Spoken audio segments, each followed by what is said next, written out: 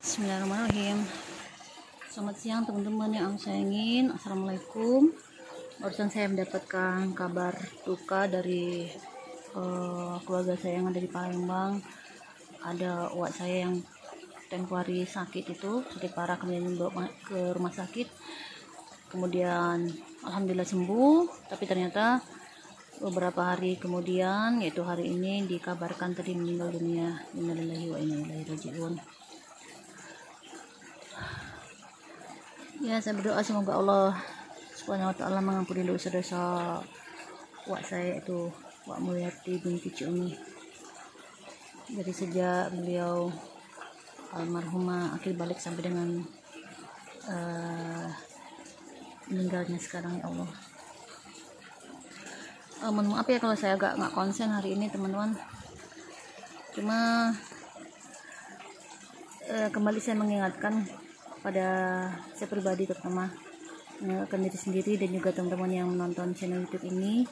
Hidup ini hanya sementara, jadi kita harus memanfaatkan sebaik-baiknya waktu yang sudah diberikan oleh Allah kepada kita dengan cara beribadah hanya kepada Allah untuk mencapai ridho Allah.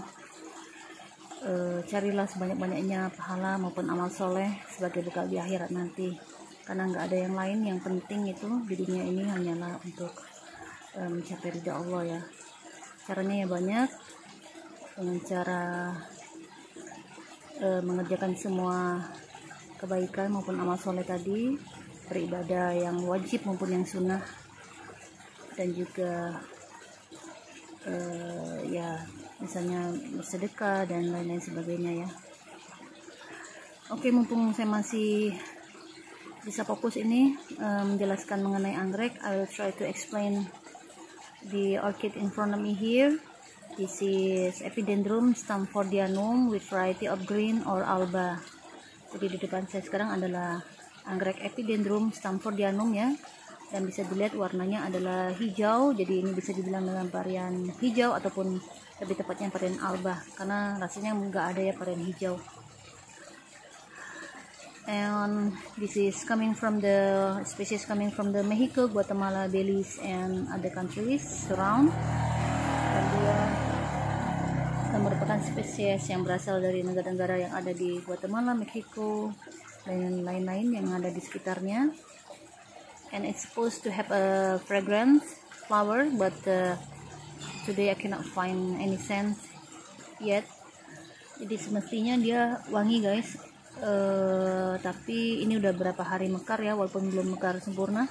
You can see that actually it's not full blooming yet, still have an open buds here and there. Jadi masih ada kenop-kenop yang belum membuka, belum mekar sempurna, makanya dia belum mengeluarkan aroma wangi ya tadi. And when I read on the internet, let's say on the ISP site, it is telling that the flower is about 4 cm or 3.75 cm, but I get curious because I think that this is smaller. Jadi kalau di ISP itu dibilang kalau bunganya ukuran 3,75, jadi hampir sekitar 4 cm, tapi saya penasaran kok kayak kecil banget ya.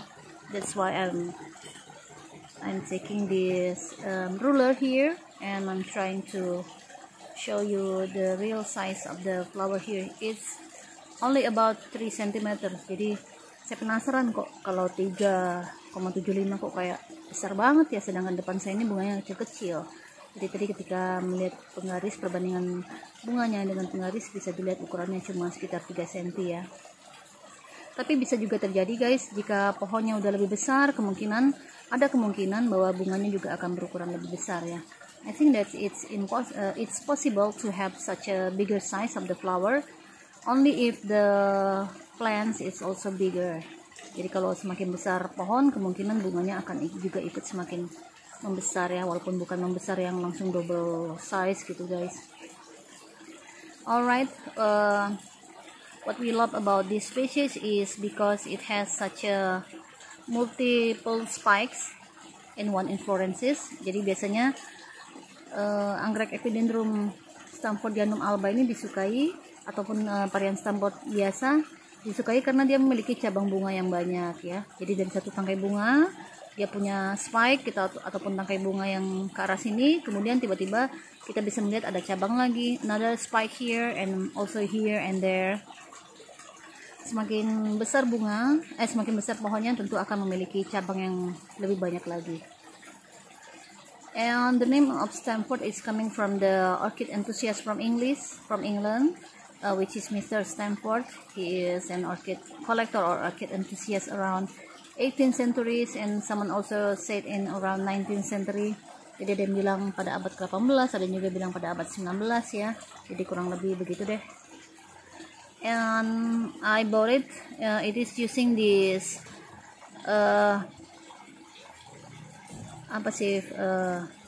using this fern as the media, but I don't think I am able to take care of this kind of media, so later on I will change it into a charcoal or perhaps any other media such as lava rock or other media.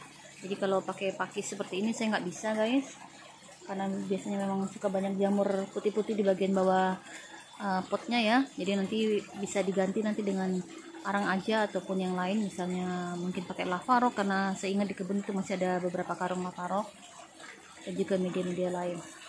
And you can see that this epidendrum has more than 2 leaves. Jadi bisa dilihat juga kalau anggrek epidendrum ini memiliki lebih dari 2 daun ya.